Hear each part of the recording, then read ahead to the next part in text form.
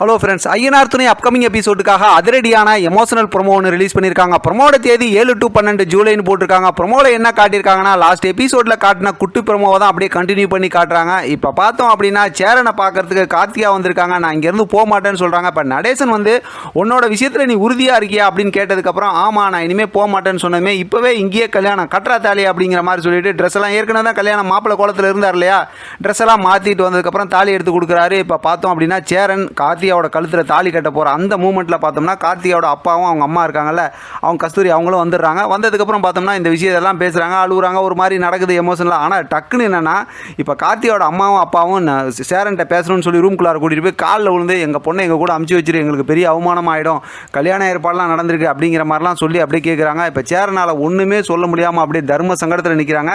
அதோட செம்ம எமோஷனலாக ப்ரோமோ முடிச்சிருக்காங்க. எந்த சூழ்நிலையும் பார்த்தோன்னா சேரன் இதை விட்டு கொடுத்தாலும் கார்த்திகா இனிமேல் அவங்க முடிவில் ரொம்ப உறுதியாக தான் இருப்பாங்கன்னு நினைக்கிறேன். இந்த கல்யாணம் நடக்காமல் இருக்கா போகிறது கிடையாது. ஆனால் நிறைய பிரச்சனைக்கு அப்புறம் நடக்கும்னு நினைக்கிறேன். வெயிட் பண்ணி பார்க்கலாம் என்ன நடக்குதுன்னு. இதை பற்றி உங்களோட கருத்து கமெண்ட் பாக்ஸில் தெரியப்படுத்துங்க. தொடர்ந்து ஆதரவு கொடுங்க. தேங்க்யூ ஃப்ரெண்ட், தேங்க்ஸ் ஃபார் வாட்சிங்.